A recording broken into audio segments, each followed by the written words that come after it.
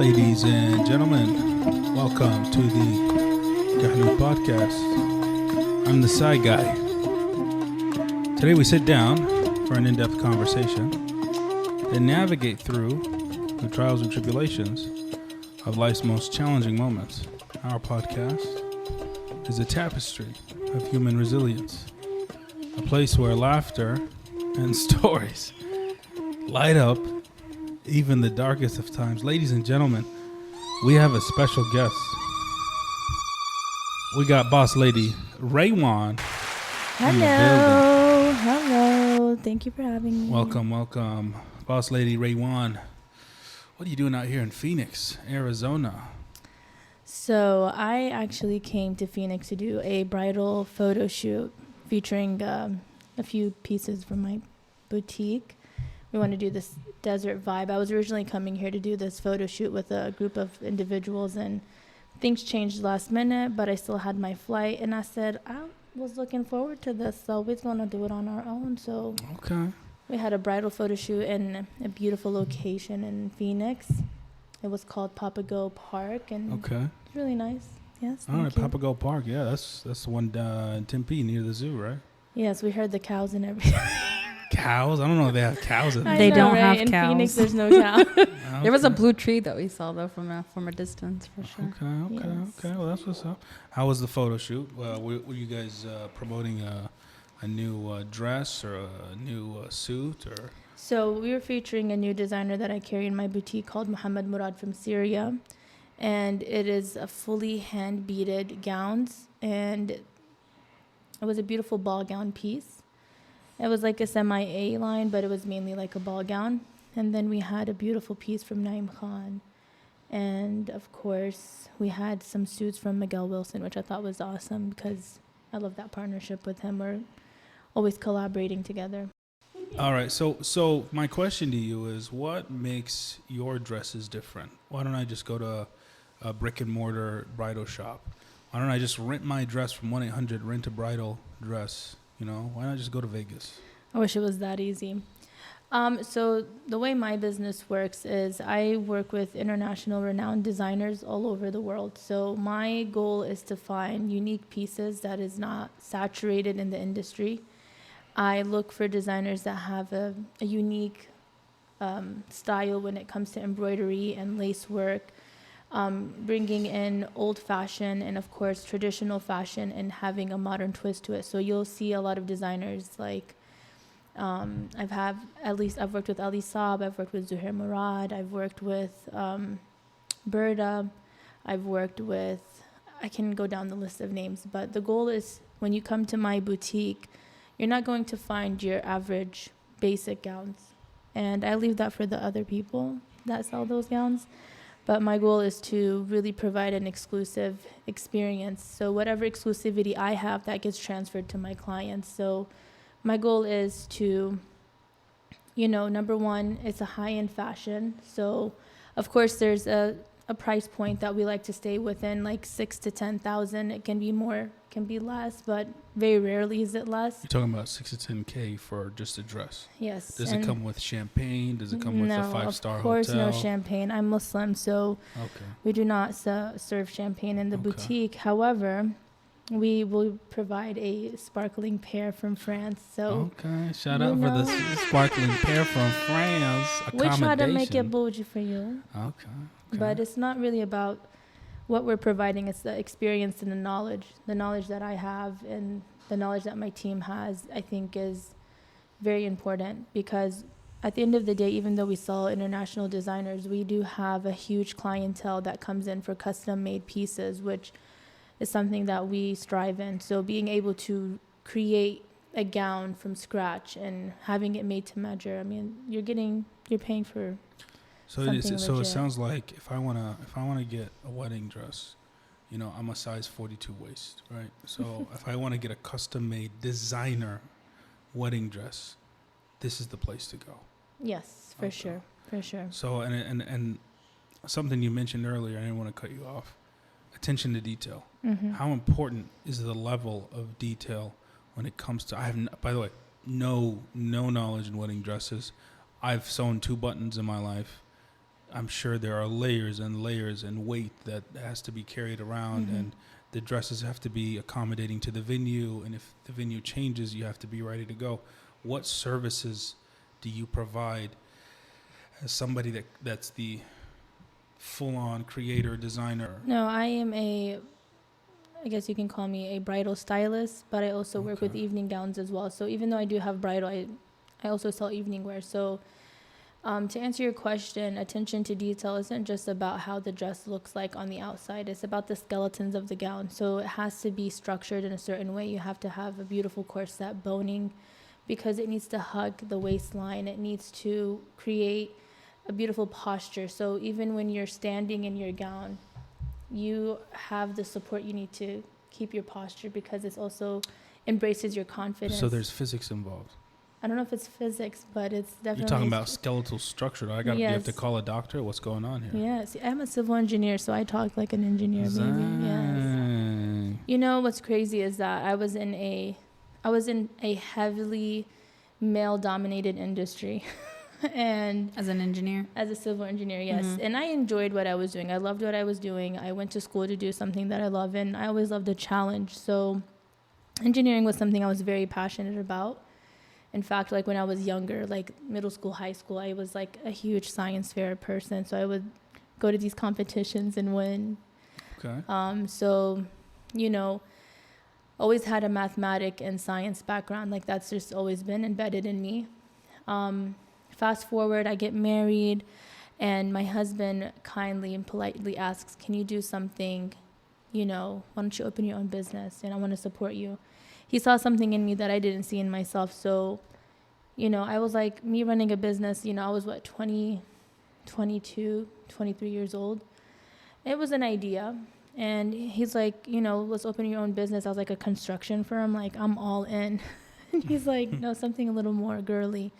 Why don't you work with wedding dresses? And in fact, Elite Pour La Vie was born because of the suggestion that my husband had. And it was something that he wanted to do when he was in college. He had a group of friends that were like, hey, let's open up this bridal business in the Middle East. It's very well known that everyone rents a gown. Nobody purchases a gown. In the Middle East? In the Middle East.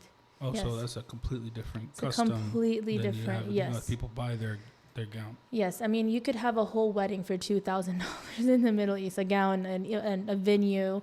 Everyone gets dessert, something to drink, and everyone gets the heck out, yeah. But in, you know, the U.S. and, you know, Europe area, we're known to, like, spend, a lot of money on these, you know, weddings. So I told him, you know, if I'm going to do wedding dresses, we either go big or go home. Like, I'm not trying to do something basic. Like, you know, I was young at the time. You know, I was, like, also, like, a new mom. And, you know, he called his friends in Paris and was like, we need a French name. And after, like, coming up with, like, a list of names, Elite Pour La Vie was born. And Elite Pour La Vie. Yes. Okay. It's elite for a lifetime. So our goal is to work with our clients from the beginning of, you know, if they get baptized or they had a bar mitzvah or if they, you know, had a communion. Okay. Absolutely. We want them to be able to purchase their gown from Elite Pour La Vie, and then when they go to their middle school dance or their formal, and then high school prom, and then when they get engaged and when they get all of this, when they become the mother of the bride one day, we want them the to baby shower, yes. everything. So it's not just about the moment of purchasing that dress, it's the experience of having yes. that client, that customer business relationship. You're going to be there for every event for the rest of that person's or that customer's life cycle. Correct. Yes. That's interesting. So Elite Pour La Vie. Elite Pour La Vie is the name, and it stands for Elite for a lifetime. Yes. Give us some examples of where it wasn't a lifetime. We want some trials and tribulations. Trials and tribulations. Oh my God. Somebody show up and they want a mini skirt dress. I mean, and you're like, I can't do that. This is hideous. No, alhamdulillah, like when it comes to like creating gowns and being able to customize a piece for a client, I feel like we're very successful with that. Alhamdulillah. You know, that's a huge blessing. You You're knocking on wood like it's about to I happen think tomorrow. I don't know if this was plastic. This is plastic. But whatever. Yeah. Okay. It's I not. don't It's believe not in elite. that. You It's know, not it was elite just pour a- la vie table. I'm sorry. We'll upgrade the wood later. Sorry. Give me a pencil. No wood here. Knocking on plastic. Let's see how that works out. But what I'm saying is, the trials of going through that. It sounds like you. Listen, because I'll tell it's such you. a customized I'll tell business. you. For my business, when it comes to trials and tribulations, majority of the time it's because other vendors want to get involved with the timeline of events that happen within my business. So a client will come to my store almost a year before their wedding, sometimes a little bit longer than that. And, you know, one thing that I do differently is when we order the gowns, there's obviously a timeline of production with each designer. Each one has their own timeline. And typically it takes anywhere from 6 to 9 months. And then at one point, like around the pandemic time, a little bit after, it used to take a little bit longer, about 12 months, to ensure that there was no issues with shipments and things of that nature. And one thing that was an issue was like a wedding planner will, you know, start calling the bride and saying, hey, where's your wedding dress? The bride's like, well, I haven't heard anything. Creating added stress. Exactly. Oh, I see. And the wedding planner, you know, other businesses, you know, there's like a industry standard. Standard practice. Yes. And, you know, when you're working with, you know, gowns that are average 2,000 to 6,000, a lot of the times they're mass produced gowns. They're not in any type exclusive whatsoever. Yeah. So because of that, they're able to turn things around in a faster time frame because it's mass produced. They're constantly making the gowns, and it's like when the size is available, they just pull that and they ship it to you. But with my gowns, everything is made to measure. So, you know, after a few months, we'll say, hey, before the dress gets shipped out from the designer, come back to the boutique. Let's get updated measurements so that designer could make those adjustments themselves. Oh, wow. Yes. The designer themselves Yes. have to come out and make the adjustments to make sure they are an exact fit. Well, I always say it's a 90% chance that it's going to fit perfectly because at the end of the day, the client isn't physically in front of the designer. If the client was physically in front of the designer, it would be a little bit different because they could create a muslin and they could stuff it and they would have a form of your body. Oh, I see what you Yeah, mean. like your own mannequin. There are workarounds. Yes. But because we are, you know, taking measurements, we take about 20 measurements and we send it off to the designer. So we're taking like, you know, the chest size, I'm taking armhole, I'm taking, you know, certain measurements that you would be like, why is that even needed? But it's very important because we have to make sure everything lines up with the person's body. I see what you mean. And everyone's made differently. So let's say the dress for my business, dresses will come in about, I like to say about a month before the wedding date because we try to keep the gown with the designer as much as we can, and it sometimes takes that long. But we have that option with the measurement update. And when we do that and the designer sends us the gown, it gives us about 2 to 3 weeks prior to the wedding to do any alterations. And even with that, I still want to see the bride at least a week or two before her wedding. Why? Because I want to ensure that the gown fits like a glove. Wow, You're buying average $10,000 gown. You need to make sure it fits you like a glove. It's not about how quickly you got your alterations done. Because again, attention to detail is so important. So when other vendors get involved and start stressing the bride out, like, where's your gown? It's like, even if her gown was here, I'm still not going to start her alteration process. You're actually hurting the customer this way. Because, and you know, it's a fact. Women, you know, right before their wedding, and they will either gain or lose weight. Everyone reacts differently to stress. Absolutely. And just because someone has a planner doesn't mean it's stress-free. You know, I also am a decorator and a planner myself, so we can only do so much to relieve stress, but the anticipation of the wedding date, you cannot take that away from the customer. So there's going to be some type of stress, whether someone is super laid back or super, you know, obsessed about all the details. So I feel like if other people it sounds like just... you've dealt with a handful of bridezillas. No, yes, there's bridezillas because, I mean, there has to be a bridezilla. Life isn't perfect, but one thing I've learned within business is being 100% transparent with my customer. So explaining to them like, hey, before I even take your money or your order. This is how I operate. 1, 2, 3, 4. Expected delivery date is going to be around this time. It will not come any sooner. If it does, we get lucky. But even if it comes in sooner, I will not touch your alterations. Set the right expectation. Yes. Yeah. So it's very important. It's not, yes, communication is a big deal, but I feel like setting, I won't even call it boundaries, but setting like the expectation, like you said, and letting the customer know that they don't have to constantly keep calling to get an update. People love an update, but you're working with a trusted business. Like me, we've been in the industry for almost 10 years. I see what you mean. So it's not like this is something new to me. And if we do anything that could harm the customer, that affects our reputation as a business. So it is no benefit for me as a business owner to try to ruin someone's order. Like one order goes wrong, like there's a lot of damage that you're going to have to clean up, a lot of aftermath. And I am not looking forward to any of that. And alhamdulillah, like blessing from God, I've been able to fulfill, all the orders. I did have one incident where, because there was a change in staff, there was an order that got misplaced. But we were able to catch it early enough to inform the customer, like, hey, just so you know, we had time to at least reconciliate. Yes. Yeah. And that was a huge lesson for me, because as a business owner, you're not constantly at your business. So another trial and tribulation is I'm not physically there all the time. So I have to rely on my staff to like do their job. Yeah. And at the end of the day, nobody treats anyone's business like their own. I mean, you can go to any typical retail and they're on their phones, and, if there's no customer, they're, just going to like Nordstrom or Neiman Marcus. Yeah. Unless you're like this well-known customer and they know the commission's going to be high, they're going to come chase you. But again, they're prejudging, right? So I have a huge issue with not giving my clients their attention that they deserve. Because at the end of the day, out of all the businesses that they could have gone to, they selected Elite Pour La Vie. So I have high expectations as a business owner with my team. And believe it or not, it's a higher standard. I have higher standards with my team on how they need to communicate with the customer more than the customer has that standard. I don't know if that makes any sense. It kind of does. So yeah, I mean, you want to hold. It's almost like you're there and you're working, and you expect every single employee to treat the customer as though you would.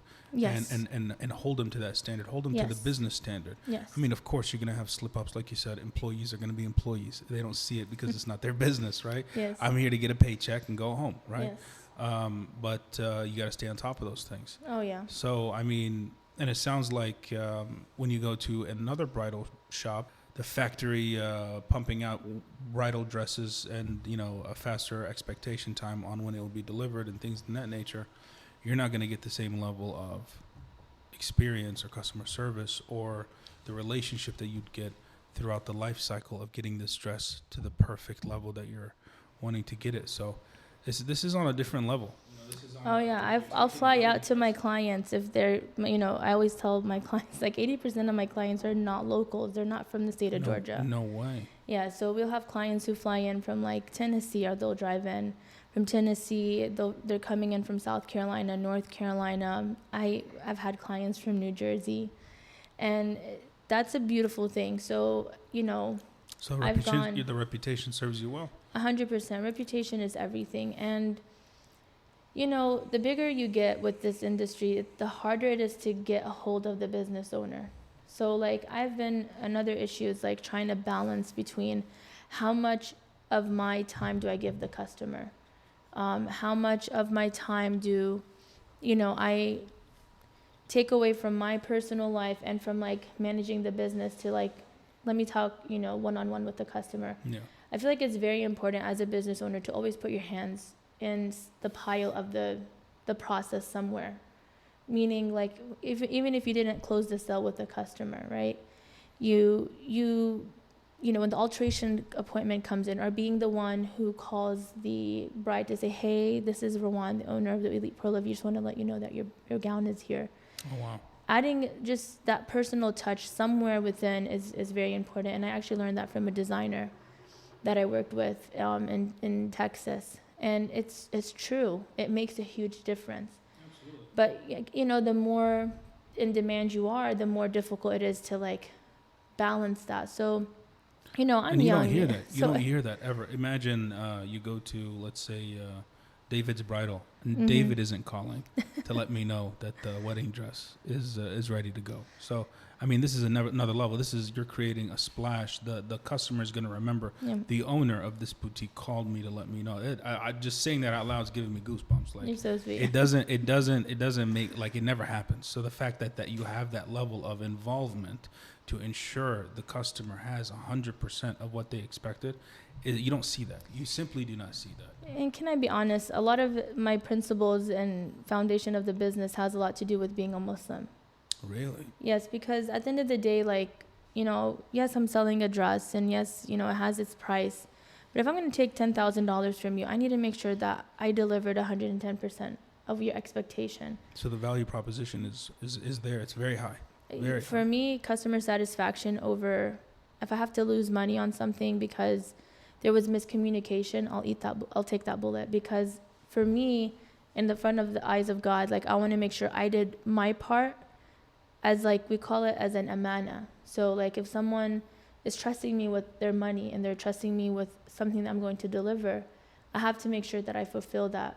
Fair business practices. Yes. Yes. And I don't sleep well if something goes wrong. Like, if something is delayed and I know that by telling the customer it's going to be an issue, like, I'm over here praying. I'm like, God, please make this work, because because it's important that, like, you know, Absolutely. you don't. You're doing everything you can. You're even talking to the big guns upstairs to make sure this dress I'm shows like, up. bless me. So this dress shows up on time, because we cannot have another delay. Yes. Oh my goodness. So you're putting everything in this. Yes, and trust me, like, even praying, my prayers on time, like, it's so important, because hayal al-salah, hayal al-falah, falah is success. Yeah. The true success is with God, right? So, like, I even, as a Muslim, notice, like, if I'm not on top of my prayers, like, I see a Decline in business? And it's not a decline. It's No like way. it's like these issues that just arise out of nowhere, and it's like slapping you back to salah. Be like, you better get on your salah. Go back to your creator. Yes. Yes. So, you know, I do take a lot of principle into that. Yeah. But That's yeah, awesome. what other questions you got for me? No, this is wonderful. I mean, it sounds like this is not just a business. This is you're setting yourself up for a lifelong relationship for Yes. anything that you need when it comes to bridal dresses, Evening wear. evening wear, Yes. and future events. Like, I mean, I kind of want to know, do you guys make suits? You know, I wish that was something that I could do, but I leave that for, you know, some of the other businesses that I work with. Like, when we Okay. brought some suits with this photo shoot that we mentioned earlier in the podcast, Yeah. they came from Miguel Wilson. Miguel Wilson, again, you know, he has the same level where customization is taken into consideration, the coloring, all that good stuff. But no, I focus really on anything dresses, gowns. Every now and then we'll get like casual wear. So like if someone's traveling to their honeymoon or going on a resort, whatever it may be, we have some pieces that they could put into their I need a specific outfit for my yacht. So, yes. So okay. we'll have some pieces because it's a seasonal thing. So we'll bring in some of the beautiful pieces from like Italy or France. You know, it's nice to have something again that's European made. Yeah. Well, hey, boss lady, Rawan, Yes. this has been amazing. Thank you. Elite pour la vie Yes. for a lifetime. Where Elite can for a they find lifetime. you? Where can they find you if they want to be a part of this lifetime? So being a stylist, you can find me on my personal Instagram page. It's RASAD0914. And on my personal page, you'll see Elite Pour La Vie's page, Elite Events Decor. Of course, Do you have a brick and mortar location?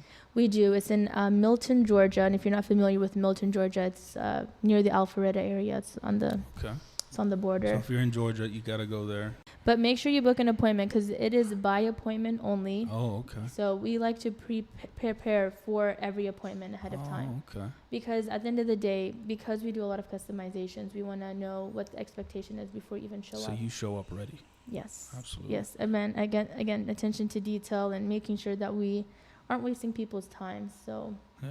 No, that and makes if their complete business sense. is meant to be with us, it would happen because again, You said Allah subhanahu wa ta'ala. you did your 5 prayers for the day. You know, That's that's amazing. right. Boss Lady Rawan, thank you so much for Thank coming you. out to the Kahlu podcast. I appreciate Would love to you. have you, and definitely welcome for part 2, okay? It's a pleasure, Sayed. Thank you so much.